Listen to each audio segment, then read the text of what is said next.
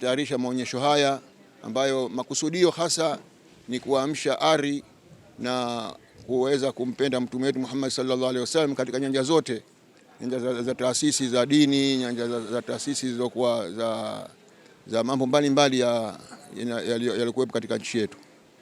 Hapa tumeanzisha sherehe hii au maonyesho haya kwa ajili ya kuwavuta Waislamu waweze kujiona kwamba wamo ndani ya kumfuata mtume wetu Muhammad sallallahu alaihi wasallam, kwani katika wito wetu au katika kauli mbiu yetu tunasema kwamba tuweze kutekeleza amri ambazo mafunzo yetu ya mtume wetu Muhammad sallallahu alaihi wasallam kivitendo, na kivitendo ni kuwa watu wa kusoma. Kama tunavyoona hapa, kuna mabanda ambayo yatakuwa yamo ndani ya kuelekeza na kufahamisha mambo ya kusoma tarehe, kusoma mafunzo ya ibada za hija, mambo mbalimbali ambayo yamewekwa hapa kwa ajili ya kwamba Waislamu watakaokuja hapa watapata mafunzo haya. Ama faida ziko nyingi sana. Moja ni kwamba hao waliokuwa wameichukua hii jumuiya wakaifikisha miaka 100. Hii kufika miaka 100 si jambo rahisi, ni jambo ambalo kwa kweli faida ya mwanzo kuonekana kwamba jambo hili limedumu mpaka likawa sasa hivi tekelezwa kwa kileo, sio vile ambavyo vilivyotoka. Kwa hiyo maana haya yalikuwa hayapo, lakini hii ni faida moja kwamba, lakini vile vile kuunganisha, kwa sababu visomo vinavyosomwa pale katika maulidi yetu au katika shughuli zetu hizi inashirikisha taasisi za kiserikali, hiyo taasisi ya wakfu na mali ya amana, taasisi ya mufti.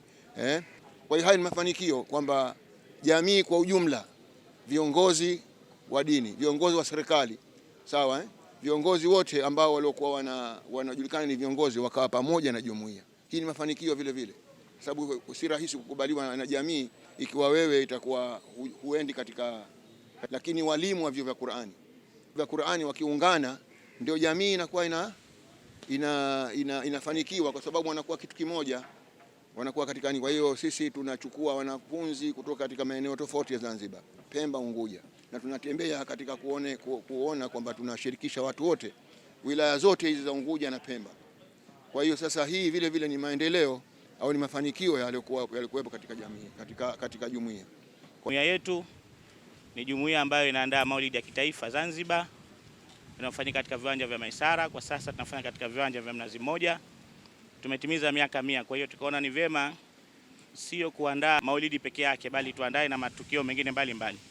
Leo hii tumezindua rasmi maonesho yetu haya ya taasisi za dini na taasisi mbalimbali katika viwanja hivi vya Kariakoo, na lengo hasa ni kwanza kuzitangaza taasisi zetu za kidini, tukianza na taasisi za kiserikali, lakini na taasisi binafsi vile vile. Zipo taasisi za hija hapa, lakini tunazo taasisi zetu za kiserikali, ofisi ya mufti, kamisheni ya wakfu, chuo cha Kiislamu pamoja na mahakama ya kadhi.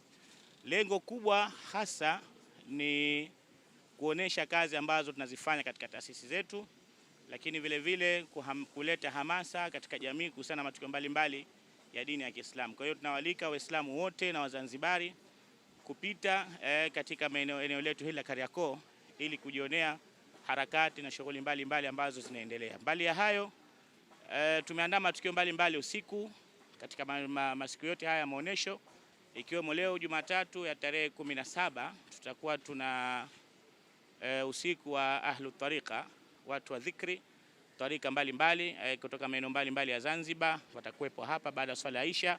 Hakuna kiingilio, sote ambao tutawasika basi tujumuike pamoja. Na kesho Jumanne ya tarehe 18 tutakuwa na wenzetu wa Ahlu Zaman kutoka jijini Dar es Salaam, lakini tunao katika timu yao vile vile wamo vijana kutoka Zanzibar, nao baada ya Isha inshallah watakuwa na tukio lao hapa vile vile katika viwanja vya Kariakoo. Kikubwa tunawalika zaidi tutembelee mabanda, tuje katika matukio hayo, lakini kubwa tuungane na Dr. Hussein Ali Mwinyi katika kilele cha maadhimisho ya miaka 100. Kwanza ni umoja wa Wazanzibari kupitia madrasa zetu. Kama tunavyojua Wazanzibari, Zanzibar tuna mikoa 5.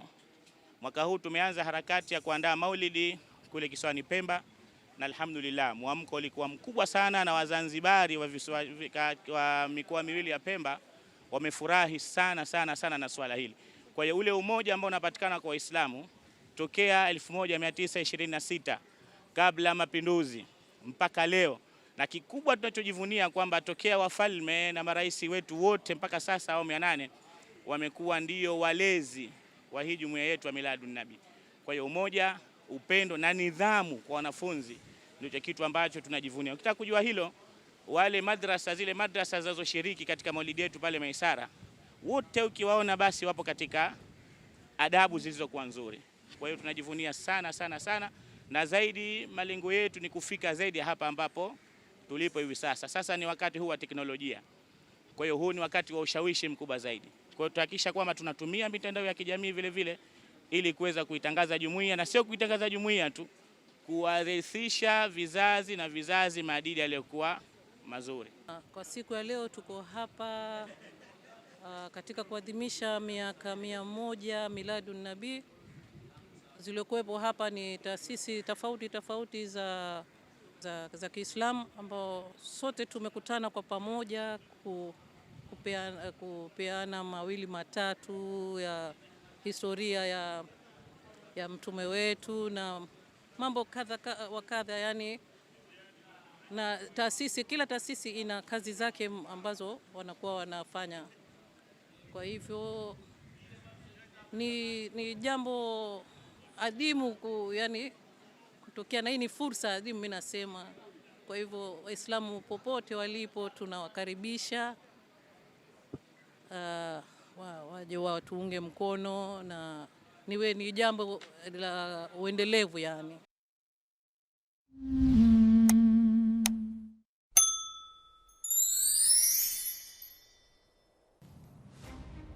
Suala la ajali za barabarani limekuwa ni janga kubwa hapa nchini, na sababu kubwa inayopelekea ajali hizo ni madereva kudharau sheria na taratibu za usalama barabarani.